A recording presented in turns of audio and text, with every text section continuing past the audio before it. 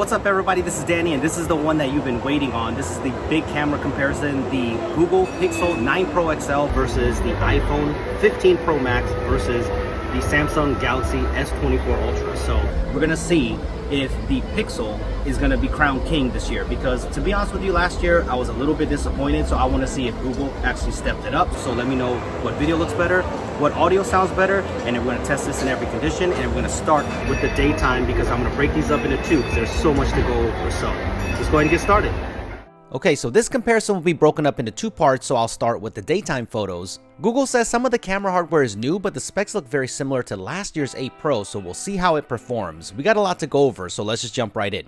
If anything stands out to me this year, it's how incredibly similar these three cameras can look, like this food shot, or just how different it can look like this one. The sky is completely different, the shadows are handled differently, so I think this year, more than ever, it's going to be based off of personal preference. A couple of things did stand out to me while I was comparing these cameras. The first thing is just how well the Google Pixel 9 Pro XL's processing handles highlights. Look at the bread in the middle of the charcuterie, pretty blown out on the Samsung, borderline on the iPhone, but the details can still be seen, but the Pixels really balanced it out. The only downside is the more aggressive highlight control can make some of the pictures appear darker and pull towards the cooler side of white balance. This picture here shows this well. The iPhone over accentuated this photo, where the Galaxy S24 Ultra nailed how this looked in real life, and the Pixel 9 Pro XL, while detailed, has a more dramatic look. This one here is taken on the 5x lens, and all of them did amazing, but you can see the same characteristics here, but the Pixel does have more of that mirrorless camera vibe in this one. This 5x shot shows the detail pickup on the veining of this plant. The Pixel is almost a perfect mix of the other two, with just enough sharpening and detail and the right tone, but the detail pickup on the Galaxy S24 Ultra cannot be ignored here. So let me know, do you like the little darker processing for the sake of highlight control like you see here on this setup?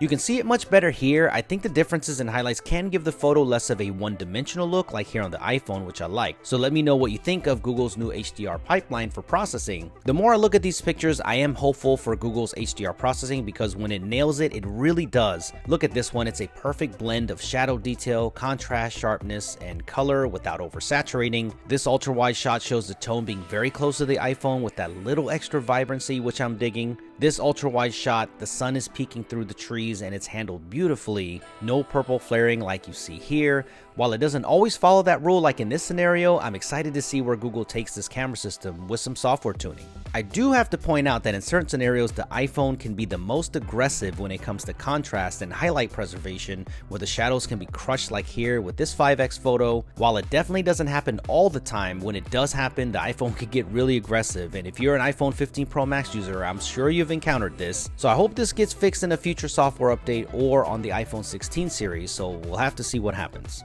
The second thing I noticed is that the excessive red tone all over the images on the Pixel is tamed down, and as I mentioned before, if anything, it's going towards the cooler tone for white balance. But if you look closely and also next to the other cameras, you can see that magenta-ish tone still around, and you can see it in the sky here. I think it's now less noticeable, so unless you're directly comparing it like I'm here with other cameras, you really won't notice it. Here is a good example of how these three cameras totally handle a scenario different. The Samsung is oversaturated, so that's what's causing the color issue here, but punch in and you can see that red tone influencing the color inaccuracy, so Google still has some work to do on future software updates. Trust me, this is not to dog Google whatsoever, because if you're an iPhone owner, then you know over accentuation of yellows is a problem like you see on the sign. The Pixels appears more brown or reddish, so here the Galaxy S24 Ultra captures it the best. When it comes to overall white balance though, it does go back and forth. Samsung is really shining in this scenario, the iPhone is too yellow, the Pixel is way too cool, and the S24 Ultra doing the best here, maintaining skin tone as well on the 5x portrait.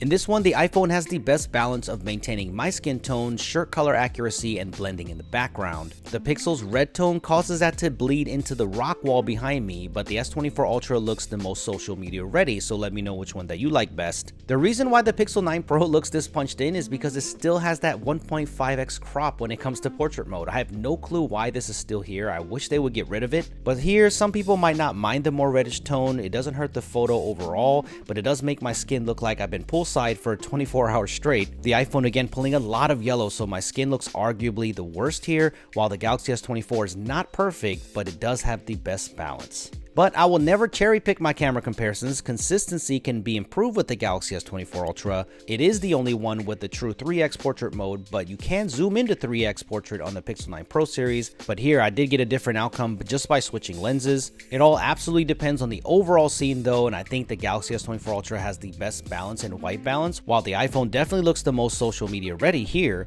But look, just one step forward, it changes the photo for the Samsung, darkening the entire shot. The Pixel's red color really reflecting on my wife's skin tone, and like it or not, the iPhone at least stays consistent with its outcome. Speaking of portrait mode, this is where I'm absolutely shocked, and I really did not expect this many mistakes in Google's algorithm. Look at where Walt's hand meets Mickey's. This stuff we used to see around 5 to 10 years ago, and it just completely botched it. Look at this here, way too aggressive on the background blur and just a mess around the edges, while the other two handled it as expected. This photo shows the 3x portrait on the S24 Ultra, and they don't look bad when looking at them quickly, but punch in and look at how rough the edges are and missing cutouts here again. I wish this was just a fluke, but again, if you don't pixel peep, you might not see it, and I also get it if you don't care, but punch in and the Pixel 9 Pro XL just completely missed this section while the other two got it. Some of the examples are nowhere near as bad like this one. It looks good from a quick glance, but when inspecting the image, you can see it here again, so I was surprised. Punch in even further and you can just see how bad this is, and yes, the others have some parts that aren't perfect either, but yeah.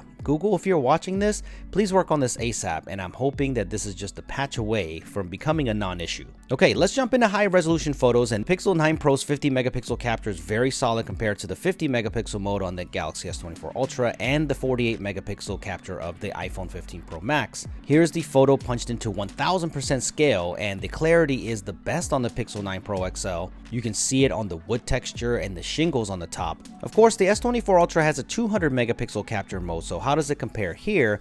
Well, let's punch back into 1000% scale, and dang, the Pixel 9 Pro XL holds up very well, and so does the iPhone 15 Pro Max, so that is surprising. One more high-res capture I want to show you before we move on to zoom. This is again 1000% scale, and in terms of processing, the Pixel 9 Pro XL has the better high-resolution capture. It's not over-sharpened, the detail is maintained, and it almost has no noise, so it's very impressive. Now let's go ahead and throw in that 200 megapixel one more time on the S24 Ultra, and back to 1000% scale. You can just see how impressive that Pixel 9 Pro XL high-res capture is. Okay, here's a full zoom range example. So this is the ultra wide in the Tom Sawyer Island area of Magic Kingdom. Too bad they're gonna tear this down soon, so I'm definitely gonna miss it. The main camera shows the Samsung having the most vibrant shot out of the three, and here is the 2x crop. In terms of color, the Galaxy S24 Ultra is representing the water and sky color the most accurately here, and it's the only one with the dedicated 3x lens as well, which I still appreciate.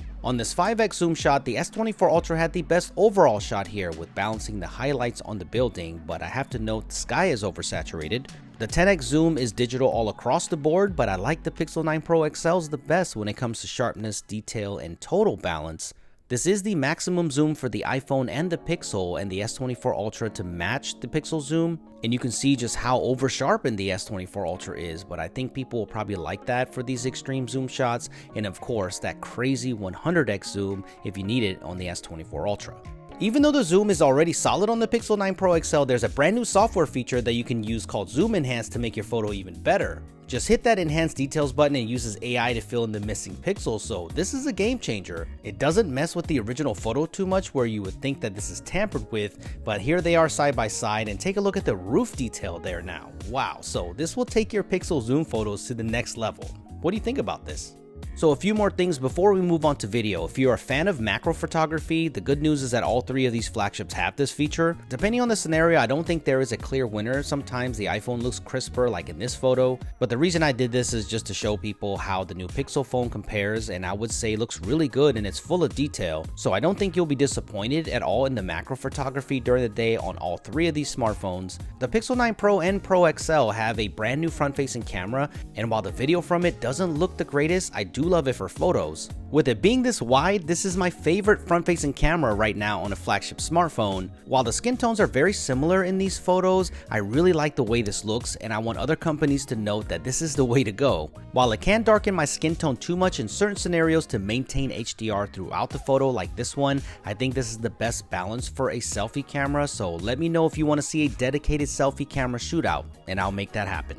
New this year on the Pixel 9 series is the improved Panorama mode, and during the day I can't see a huge difference, so I'll be testing this at night because there is night mode Panorama. But I think the more notable feature is something called Add Me. This will help you get group photos even if no one's around. Just take the photo like I did here of my family, and then I gave the phone to my wife, hence all the shaky cam business. But it overlays an augmented reality photo so you can direct that missing person like myself where I need to be, and this is a super neat feature. Simple photos like this in front of Magic Kingdom work really well. Look at how far I was back when my wife took the photo of me, but then when it stitches it together, it calculates all of that and it looks pretty good actually. Now be careful where you sit or how close you are, because in this one it does look okay, but it did cut off my wife's bag, so I just needed to be a little further out. So this will definitely get better as time goes on. Now, we are waiting on Apple's AI features on the upcoming iPhone 16 series, and Samsung has had AI photo editing on the S24 for some time now, with making the shot wider if you want to with generative fill, or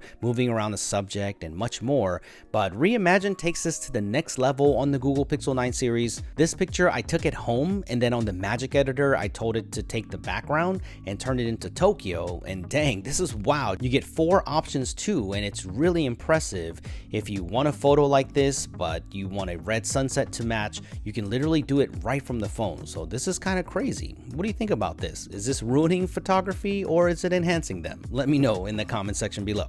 Alright, so let's end this with video, and this year the Pixel 9 Pro and Pro XL get 8K video, so let's start with that. Samsung has had 8K video for a while now, and the iPhone is at 4K. All phones are at 30 frames per second. The 8K video from Google is boosted in the cloud, so there are enhancements done, so that's what you're seeing right now and looks really solid. When you start really analyzing the video though and punch in, you can see that processing, it looks really digital, almost like you got this off of a camcorder feel, so I think the 8K video boosting will need some improvements. When you punch into a crazy 1000% scale, you can really see that, and I know no one's gonna be doing this. This is just to show you what the video boosting is doing. Here's what it looks like side by side, so you can see what boosting is doing to the video, and on zoom it does make a difference. So even though it takes a while, I would leave this on. You will get a notification when it's done, and you will have both in your Photos app, so there's no compromises here. Things could get faster, but in my 1 minute to 1.5 minute clips, it did take about 5 or 6 hours, so just wanted to let you know.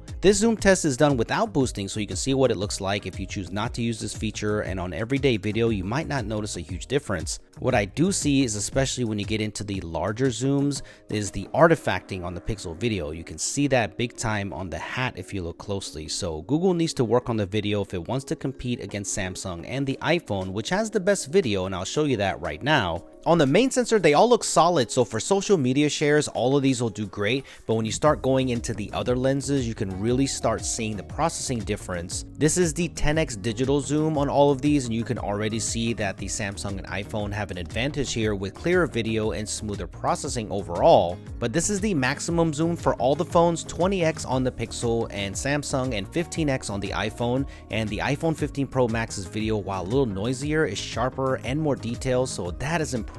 So let's wrap this up with a walking stabilization test. When you boost the video on the Pixel, it does help with the stabilization as well, so you might be able to tell if you look closely, but to be honest, they all do a good job for how fast I was moving. So let me know which one that you think looks better in the comment section below. So to wrap up DayTime, I think the new Google Pixel 9 Pro XL does very well against the 2 most popular flagship smartphones out there. It just needs some software tweaking overall and needs some work on the portrait mode, but is it the clear camera king where it's definitely better over the other 2? I don't think so, but Google is moving in the right direction. So thumbs up if you enjoyed this, subscribe for a lot more videos like this, and the night mode comparison is coming up next, so stay tuned.